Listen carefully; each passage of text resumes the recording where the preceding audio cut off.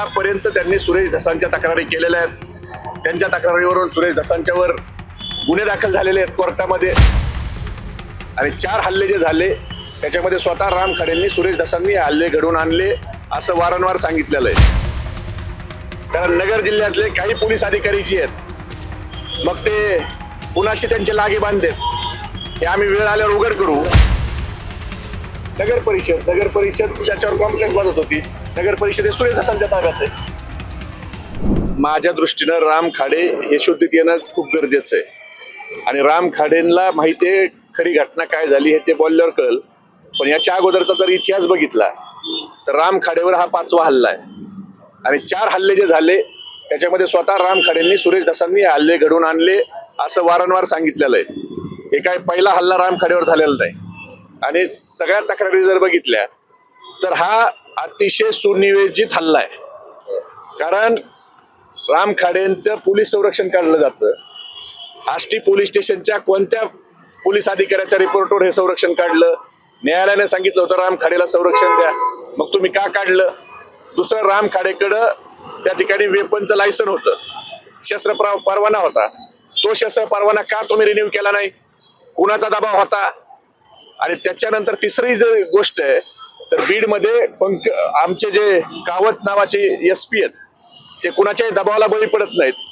म्हणून बीडच्या हद्दीवरून 10 किलोमीटर पलीकडं हा राम खाडेवर हल्ला का होतो? कारण नगर जिल्ह्यातले काही पोलीस अधिकारी जे आहेत मग ते कुणाशी त्यांचे लागे बांधलेत हे आम्ही वेळ आल्यावर उघड करू. पण आतापर्यंत त्यांनी सुरेश धसांच्या तक्रारी केलेल्या आहेत. त्यांच्या तक्रारीवरून सुरेश धसांच्यावर गुन्हे दाखल झालेले आहेत कोर्टामध्ये.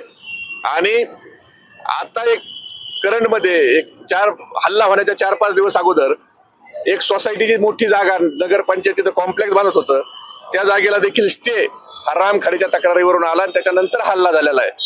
त्यामुळं राम खाडे हे सामाजिक कार्यकर्ते आणि आमच्या पक्षाचे विधानसभेचे अध्यक्ष आहेत. ते सातत्यानं आष्टी मतदारसंघात आणि महाराष्ट्रात होणाऱ्या भ्रष्टाचाराच्या विरोधात ते आवाज उठवत असतात. देवस्थानच्या जमिनी असतील, वक्फ बोर्डाच्या जमिनी असतील, ह्या बळकू नयेत म्हणून त्यांचा सातत्यानं प्रयत्न असतो. आणि त्यांच्यावर म्हणून हे 5वा हल्ला आहे. 4 हल्ल्यातून ते सुदैवानं वाचलेत. देव करो ह्या 5व्या हल्ल्यातून आम्ही सगळे प्रार्थना करतोय की ते 5व्या हल्ल्यातून ते वाचवलं. नगर परिषद ज्याच्यावर कॉम्प्लेक्स बांधत होती, नगर परिषद हे सुरेश धसांच्या ताब्यात आहे. एवढी दहशत काय सुरेश धसांची? तुम्ही काय सरकारकडे मागणी करणार? काय चौकशी व्हायला? असं आहे की सरकारला जर चौकशी करायची असती आणि ह्या आरोपी जे राम खाडेच्या वर ज्यांनी हल्ला केलाय त्या आरोपीवर जर कुणाचा वरद हस्त नसता तर पोलिसांनी आतापर्यंत ते आरोपी जेरबंद केले असते.